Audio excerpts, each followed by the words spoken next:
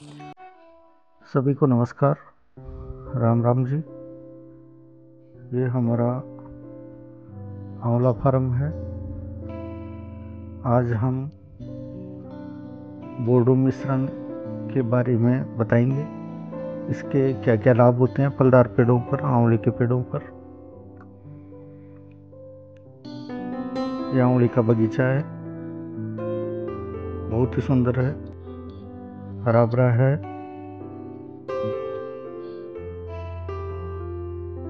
फरवरी मार्च का महीना चल रहा है।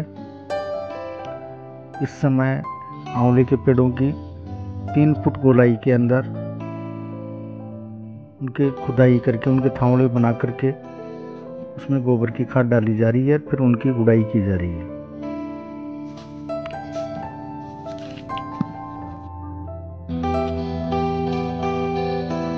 आंवले के पेड़ों की सभी पत्तियां झड़ चुकी है।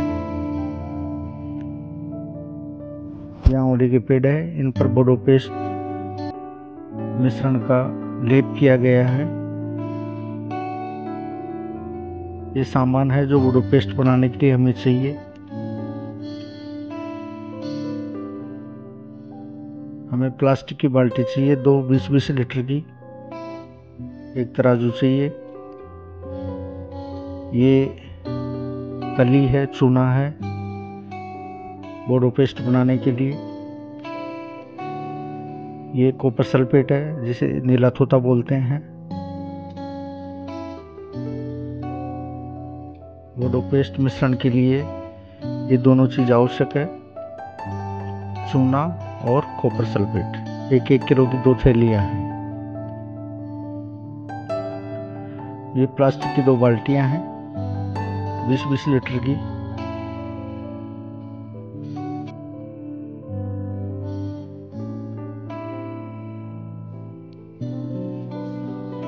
इसमें लोहे की बाल्टी काम में नहीं लेनी है, प्लास्टिक की या मिट्टी का बर्तन काम में लेना है। ये कॉपर सल्फेट है, 1 किलो की पैकिंग है।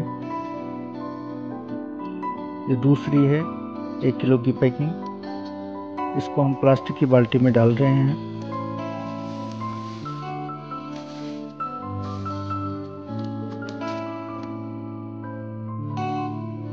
एक किलो कॉपर सल्फेट के अंदर हम 5 लीटर पानी मिलाएंगे।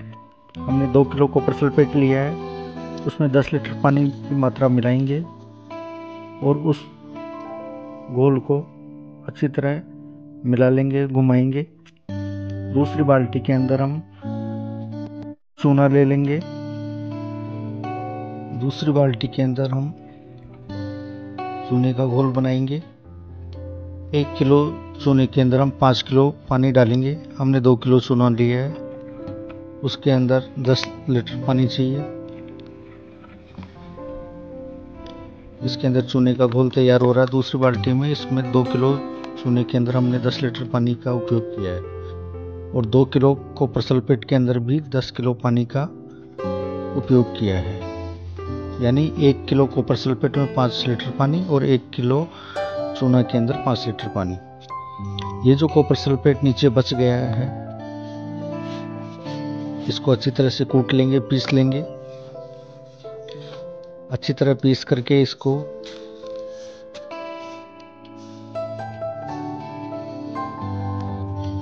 कॉपर सल्फेट का जो घोल हमने तैयार किया था उसमें डाल करके अच्छी तरह उसको मिला लेंगे, घुमा लेंगे। ये प्रोपिक्स है। प्रोपिक्स को 20 लीटर के अंदर हम 40 ml की मात्रा का यूज करेंगे।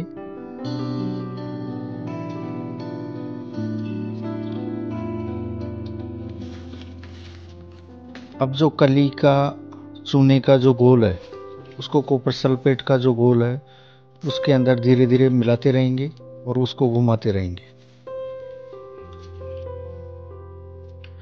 दोनों घोल को मिला करके हम एक मिश्रण तैयार कर लेंगे। इसमें प्रोपिक्स भी डाला है हमने। ये हमारा बोर्डो मिश्रण का पेस्ट तैयार हो रहा है।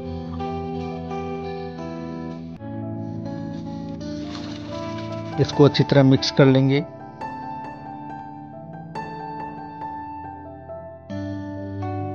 ध्यान रहे इसमें लोहे का बर्तन काम में नहीं लेना है, प्लास्टिक का या मिट्टी का बर्तन ही काम में लेना है।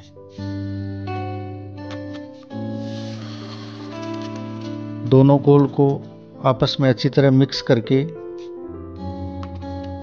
हमारा पेस्ट तैयार हो जाएगा। हमने उसमें प्रोपेक्स की मात्रा भी डाली है।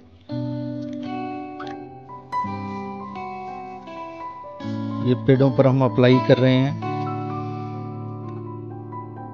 ये हमारा बोडो मिश्रण तैयार हो गया है। अब इस मिश्रण को हम पेड़ों पर लगाने के लिए तैयार हैं। जमीन से लेकर के 3 फीट की ऊंचाई तक पेड़ के तने पर हमें ब्रश की सहायता से इस बोडो पेस्ट के मिश्रण का लेप करना है। इससे फायदा ये होता है कि पेड़ पर कोई भी कीटाणु नहीं चढ़ पाते हैं, पेड़ पर किसी प्रकार का कोई रोग नहीं लग पाता है और पेड़ सभी रोगों से सुरक्षित रहता है।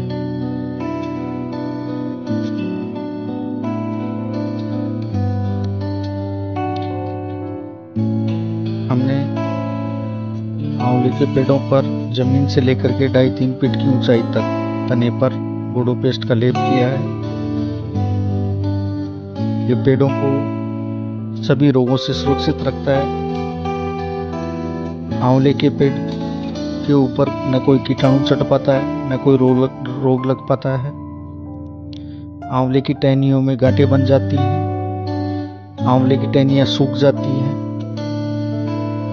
और भी कई प्रकार की समस्याएं आंवले के पेड़ों में होती है। उन सभी बीमारियों से आंवले के पेड़ों को ये बोडो मिश्रण का जो पेस्ट होता है वो उन्हें बचाता है, सुरक्षित रखता है।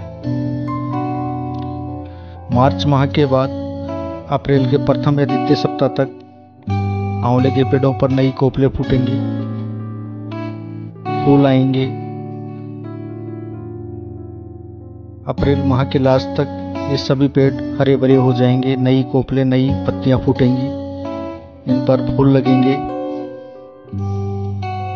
और उन फूलों से फल लगेंगे। देखिए, बगीचे में सभी पेड़ों पर बोडो पेस्ट का लेप कर दिया गया है।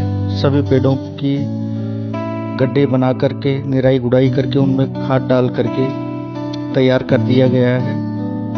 उनमें हल्का हल्का पानी दिया जा रहा है। जब पत्तियां आ जाएंगी, नई कोपल आ जाएंगी, नए फूल आ जाएंगे, उसके बाद में मई के प्रथम सप्ताह में इनमें पानी दिया जाएगा। मई और जून गर्मी का समय होता है, उस समय इसको प्रचुर मात्रा में पानी की आवश्यकता होती है। बारिश के समय में इसमें फल लगने शुरू हो जाते हैं।